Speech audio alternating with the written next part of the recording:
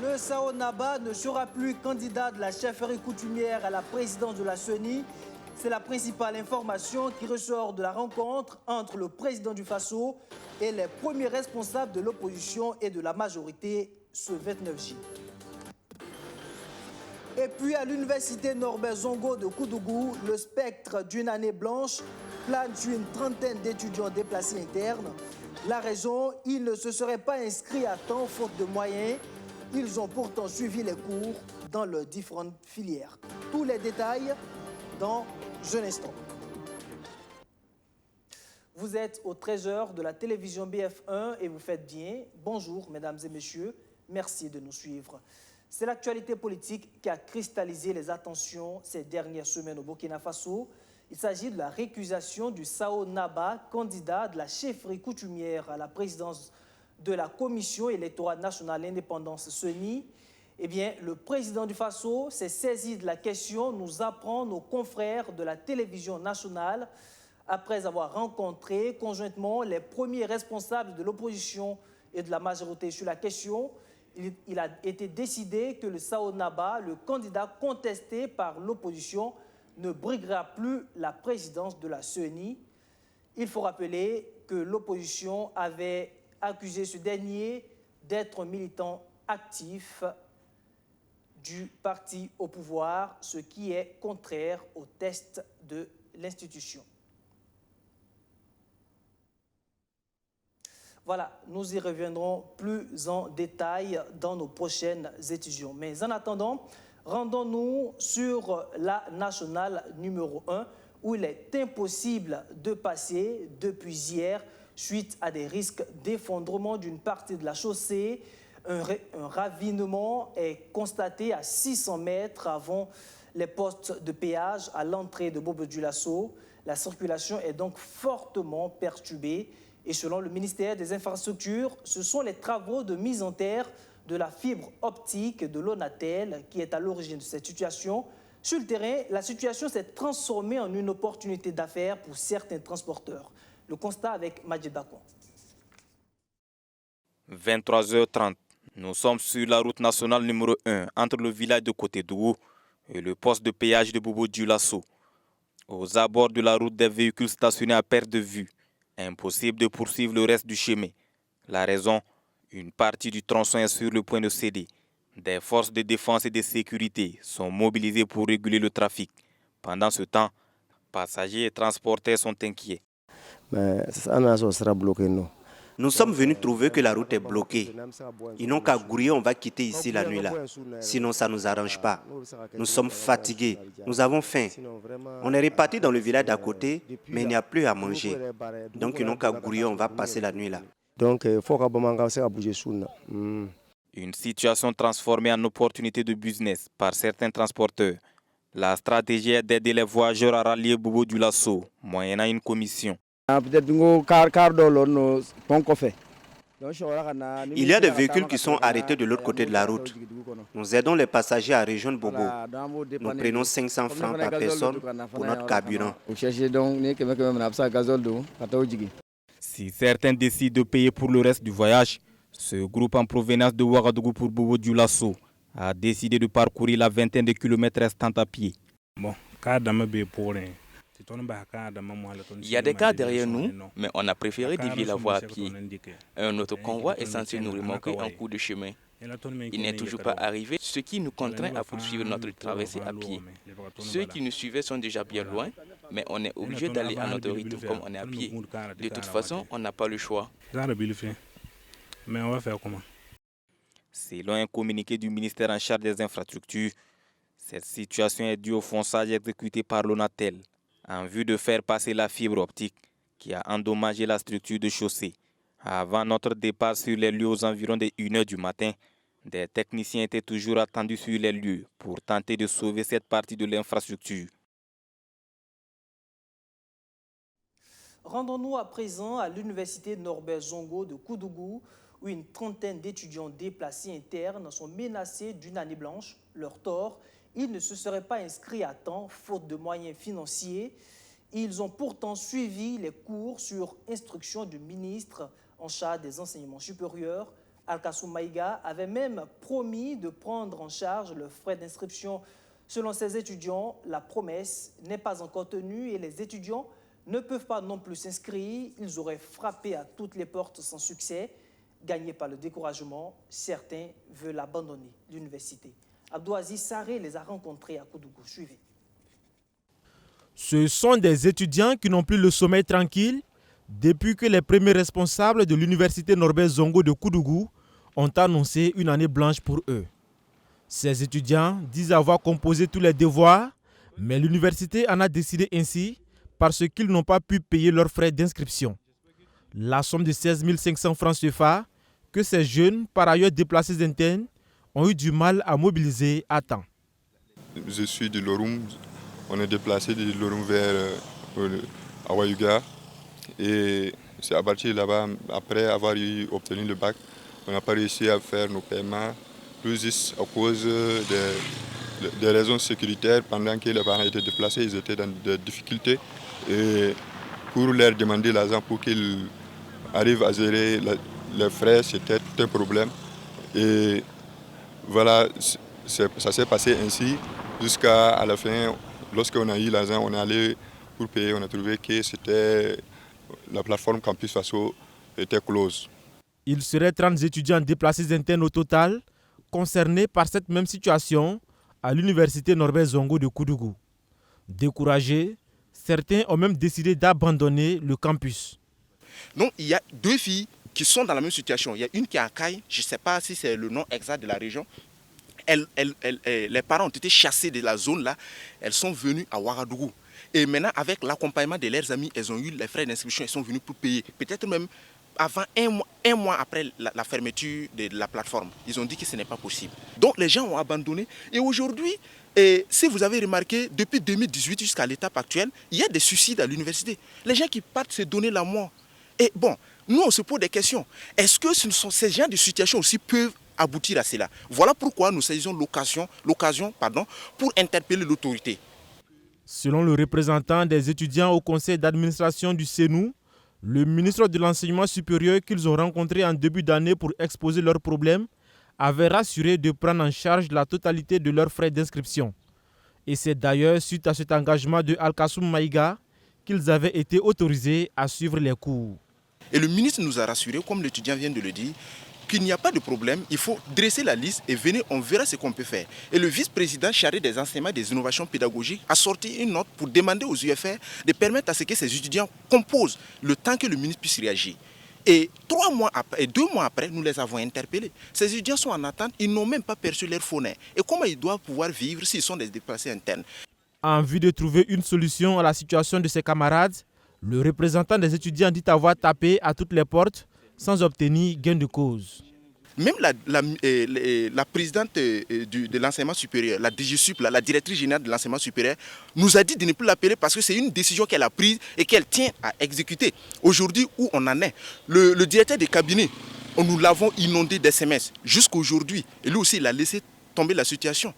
Et jusqu'à aujourd'hui, si les étudiants ont composé, vous refusez d'intégrer les résultats, vous voulez les reverser au compte de l'année 2020-2021, alors qu'ils ont déjà terminé l'année 2019-2020, franchement, il y a de quoi s'inquiéter dans ce pays-là. Ne sachant plus à quel saint se vouer, ils demandent une fois de plus à leur ministre de tutelle de leur venir en aide.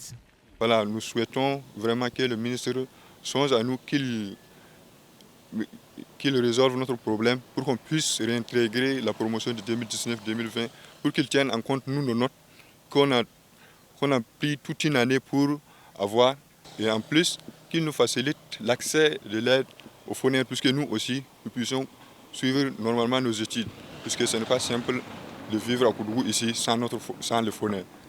En attendant que ces cris de cœur soient attendus, tous les délégués des différentes universités du Burkina Faso sont invités à se mobiliser pour venir en aide à leurs camarades déplacés internes. Quelle politique fiscale pour l'instauration d'une fiscalité du développement au Burkina Faso? C'est sur ce thème que se tiennent les Assises nationales de la fiscalité. Ouvertes ce matin à Ouagadougou, les acteurs du domaine entendent examiner le système fiscal burkinabé, déceler ses forces et corriger ses faiblesses afin d'améliorer le rendement des impôts pour un meilleur financement des politiques de développement. Archimède Boy. Développer une approche client vis-à-vis du contribuable pour qu'il ait une perception moins contraignante de l'impôt. C'est l'objectif que vise le ministère en charge des Finances en tenant ses assises ce 29 juillet à Ouagadougou. Ces acteurs ont 2 jours pour examiner les forces et corriger les faiblesses du système fiscal actuel. Un système qui nécessite une vision et une impulsion nouvelle. De la même manière que nous devons faire des recommandations pour nos collaborateurs en tant que ministère en charge des Finances pour qu'il y ait une autre approche. C'est-à-dire qu'il faut qu'il y ait l'approche client. Le contribuable ne doit plus être vu comme quelqu'un sur qui on doit poser plus de contraintes, mais il faut l'arriver à le faire comprendre que c'est un client que vous avez à faire et avoir une attitude, bien sûr, qui améliore la collaboration et qui permet à l'intéressé de payer l'impôt sans, bien sûr, beaucoup de difficultés. Voilà, c'est pourquoi toutes ces réformes seront mêlées. Vous savez qu'il y a beaucoup de réformes sur les paiements en ligne. Tout cela visera justement à approfondir nos relations avec l'ensemble des acteurs du système fiscal. L'autre équation que devra résoudre cette rencontre, c'est la pression fiscale. Le pays est à 15,3% en 2021, un chiffre en deçà des 20% recommandés par les normes communautaires. Comment faire pour rehausser ce taux dans une économie fortement rurale? Il faut voir que la pression fiscale, en termes au niveau du Burkina, il faut le regarder sous l'angle de l'économie. Vous savez que notre économie, elle est fortement rurale. Quand vous prenez le pays, le produit intérieur brut, la contribution du secteur informel dans le PIB est assez forte. Or, tout ce secteur-là n'est pas fiscalisé. Quand vous prenez l'agriculture, ce n'est pas fiscalisé, de telle sorte que pour atteindre les 20%, parce que si on le voit mécaniquement comme ça, c'est difficile. Et c'est pourquoi nous devons donc mener des réformes. Et c'est pourquoi nous sensibilisons. D'ailleurs, à Manga, je l'ai dit, nous n'allons plus parler des journées nationales du paysan. Le chef de l'État l'a dit, il faudrait que nous puissions évoluer. Les gros producteurs doivent pouvoir payer l'impôt. Donc c'est tout ça qui va nous amener à atteindre justement le taux de pression fiscale de 20%. La meilleure performance en matière de pression fiscale a été réalisée avant l'arrivée de la Covid-19 au Burkina Faso. Le pays avait frôlé le taux de 17%, indique le ministre en charge des Finances. C'est devenu une tradition. Le 28 juillet de chaque année, la communauté internationale célèbre la journée contre l'hépatite. Le Burkina Faso n'est pas en reste en marge de cette commémoration au regard de la dangerosité de cette maladie. Dans le pays, environ 3 millions d'hommes et de femmes et d'enfants vivent avec l'hépatite B et C, un tueur silencieux que l'ONG SOS Hépatite Burkina s'évertue à combattre depuis 10 ans à travers des campagnes de sensibilisation. À l'occasion de cette commémoration, un plaidoyer, l'ONG a adressé un plaidoyer au ministère de la Santé, suivi d'actions de charité à l'endroit des orphelins de l'hôtel maternel de Ouagadougou. Archimède Boy. Un plaidoyer de l'ONG SOS Hépatite Burkina à l'endroit des autorités en charge de la santé pour les encourager à s'investir davantage et donner plus de moyens, en l'occurrence financiers, pour l'élimination de l'hépatite au Burkina Faso. Le geste intervient au ministère en charge de la santé au cours d'un rassemblement de l'organisation. SOS Hépatite Burkina, à l'occasion de la journée mondiale contre l'hépatite, célébrée ce 28 juillet, rappelle que dans le monde, toutes les 30 secondes, une personne meurt d'une maladie liée à l'hépatite.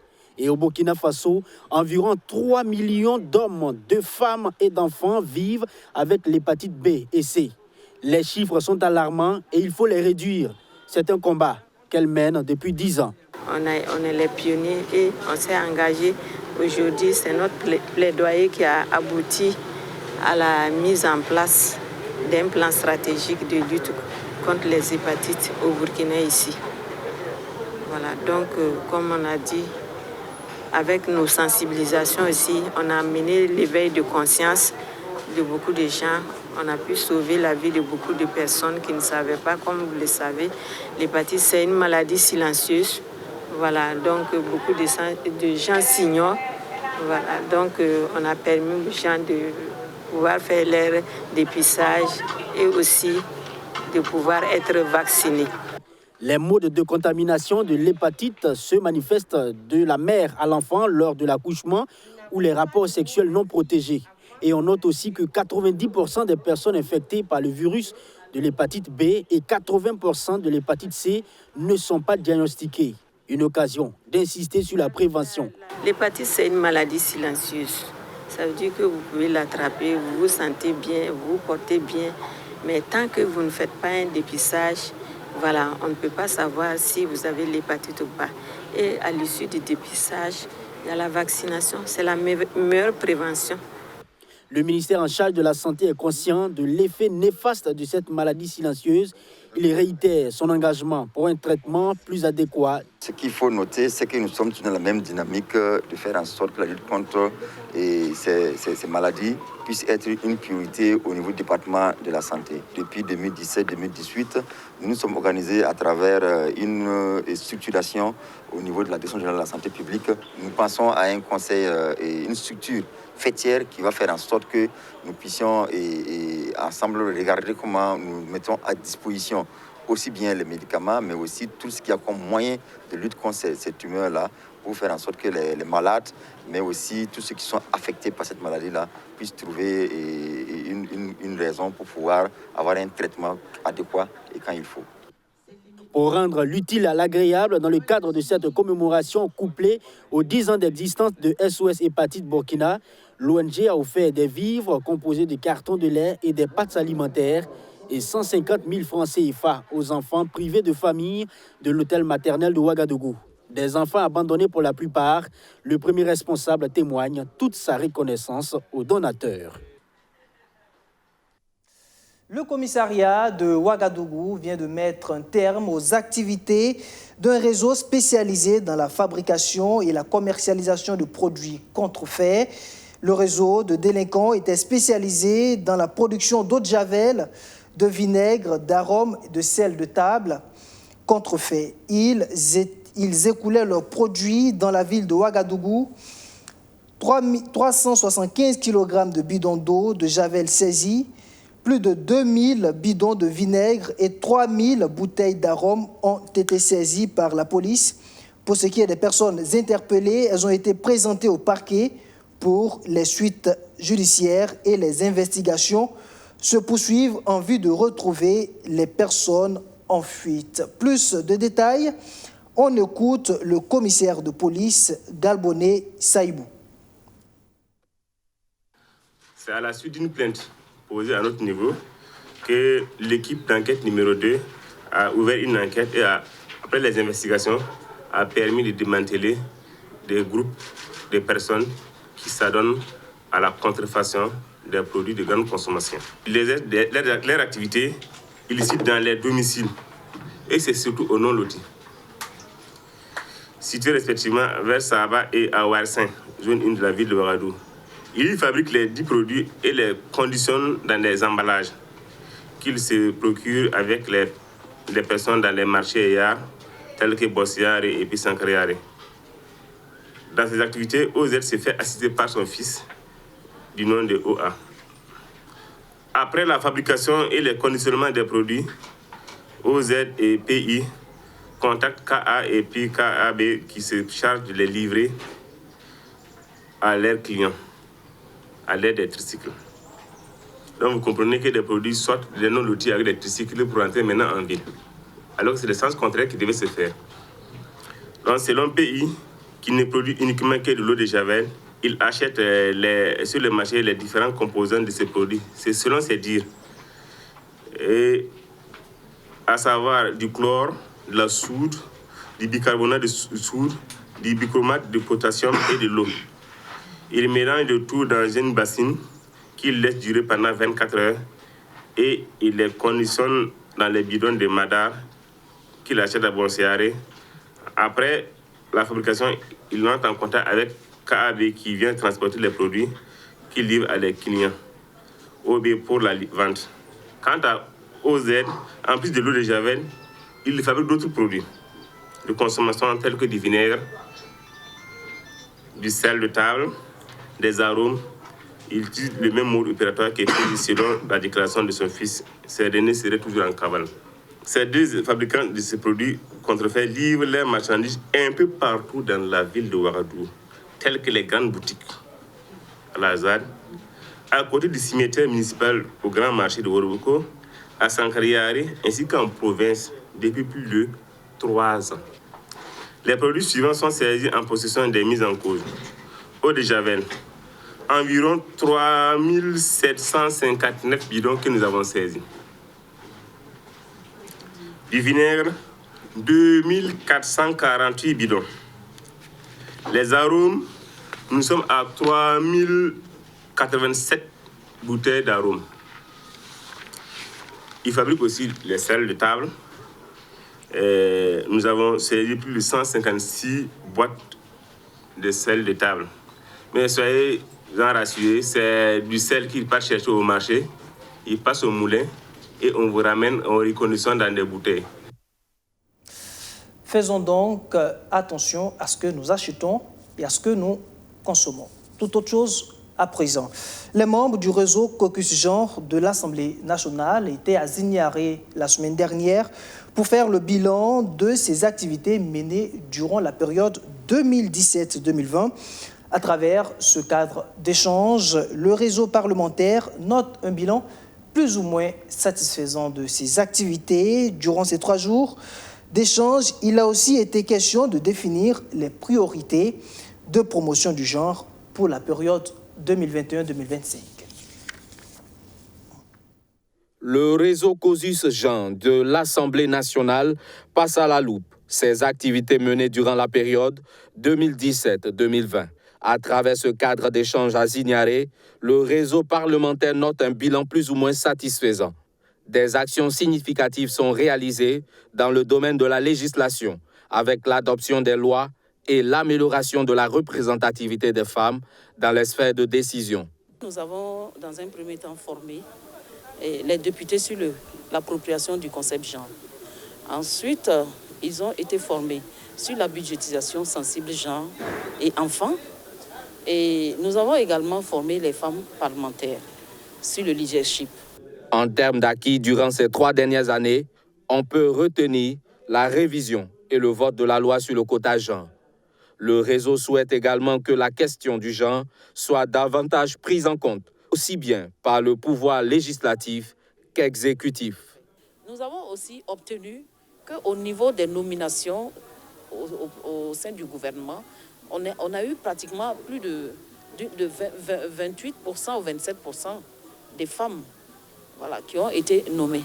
Je pense que tout ça, c'est dû au fait que, en tout cas, nous ne sommes pas restés dans notre position statique. C'est le combat qui a payé.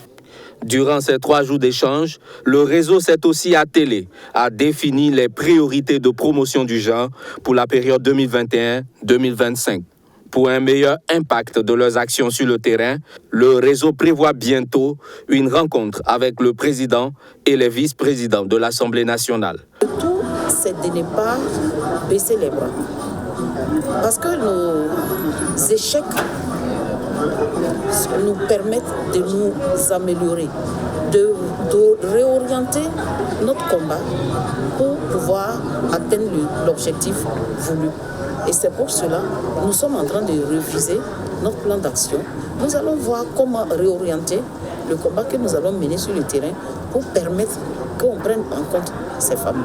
La mise en œuvre du plan d'action a été possible, selon les membres du réseau, grâce aux efforts et engagements des partenaires, notamment le PROCAB, Programme commun d'appui à l'Assemblée nationale du Burkina Faso. Vous l'aurez compris, c'était un reportage de Maxime Zongo et avec la voix de Archimède Boy. En ville à Bobo-Dioulasso, où c'est l'événement qui rassemble de nombreux jeunes pendant les vacances depuis 2017. Cette année, le festival Sangawili a encore remis le couvert. Un festival de rap qui se veut une tribune d'expression et de détection de nouveaux talents dans ce genre musical. En plus de ses objectifs initiaux, la 5e édition entend véhiculer les messages de paix et de cohésion sociale. Kadé Kondé et Majid Bakon.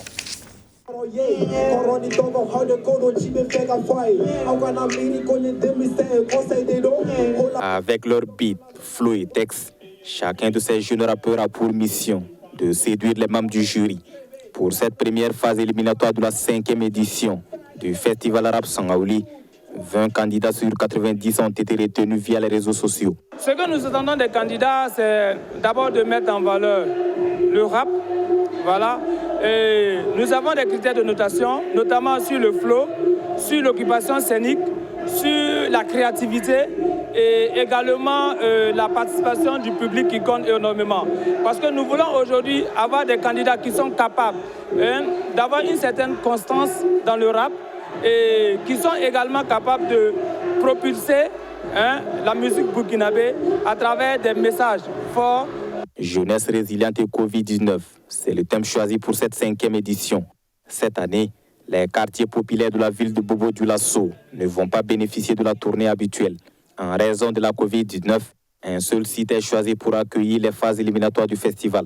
Avant, on se promenait de quartier en quartier. Pour mieux prendre les mesures de précaution par rapport au corona, on s'est localisé sur un seul coin pour organiser les matchs éliminatoires durant 3 jours. Les candidats qui seront qualifiés pour la grande finale, ils auront une formation avec, ils seront coachés aussi par des artistes qui sont bien connus, des artistes talentueux. Ils seront bien coachés par eux et puis à la grande finale, ils passeront en live. Et je souhaite que les jeunes s'expriment librement et que le meilleur gagne à l'issue de ce concours. C'est un concours qui est organisé pendant les vacances. Ça permet aux jeunes aussi de s'exprimer, de montrer leur talent. Et il faut reconnaître aussi que Rap Sangaouli a permis à beaucoup d'artistes dans le domaine du rap de s'exprimer et de faire sortir des albums. Débuté ce 27 juillet 2021, les phases éliminatoires prendront fin le 29 juillet 2021. La grande finale du concours Rap Sangaouli sera suivie d'un festival de gastronomie du 9 au 11 septembre 2021 devant le stade Sangouli, la Misana de Bobo-Dioulasso. Du rap, nous passons au slam avec la première édition du championnat national de slam au Burkina Faso. Peuvent prendre part à la compétition les slameurs professionnels ou amateurs dont l'âge est compris en 18 et 45 ans. Les initiateurs étaient face à la presse la semaine dernière pour décliner les grands axes de l'événement. C'est parti pour la première édition du championnat national de slam poésie au Burkina Faso. Tribune d'expression, moment de fête et de partage poétique, ateliers d'écriture seront entre autres les grands axes de ce rendez-vous culturel qui cible essentiellement les jeunes de 18 à 48 ans. Le comité d'organisation était face à la presse pour annoncer les couleurs de l'événement. Nous allons recevoir la candidature des différents participants et juste après, nous allons passer à une autre sélection, c'est-à-dire la sélection des 12 qui iront directement à la finale. Et comment ça va se passer? C'est très important parce que la particularité de ce championnat, c'est que le comité ad hoc qui va s'occuper de la présélection des slameurs ne seront pas des slameurs d'ici. C'est des slameurs d'autres pays que nous allons citer à la fin pour justement garder tout le secret afin que ces derniers puissent vraiment travailler dans l'ombre. Parce que comme on le dit, presque tous les slameurs se côtoient et se connaissent. Les candidatures sont désormais ouvertes et ce jusqu'au 22 août. Pour s'inscrire, c'est tout à fait simple. Il faut envoyer une vidéo parce qu'on a voulu que l'événement soit 100% slam. 100% slam, c'est pour dire quoi? Le slam n'est pas né ici. Et le slam se passe un peu partout dans le monde. Et partout dans le monde, quand on dit qu'il y a un événement slam, c'est a cappella. C'est 3 minutes maximum. Et c'est sans déguisement. Donc c'est les 3 qui font les règles de base du slam. Donc nous n'allons pas quitter ça, nous allons maintenir ces règles-là et permettre aux slameurs déjà de proposer un texte original, c'est-à-dire de 3 minutes en vidéo, c'est-à-dire ils vont prendre avec le téléphone ou professionnellement une vidéo de 3 minutes d'un texte, de leur texte phare qu'ils vont proposer au jury.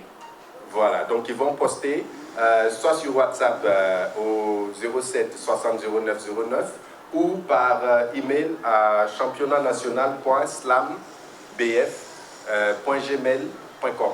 La manifestation va se dérouler sur 2 mois et se tiendra en 2 grandes manches. Quant à la finale, elle est prévue pour le 25 septembre prochain à l'Institut français de Ouagadougou.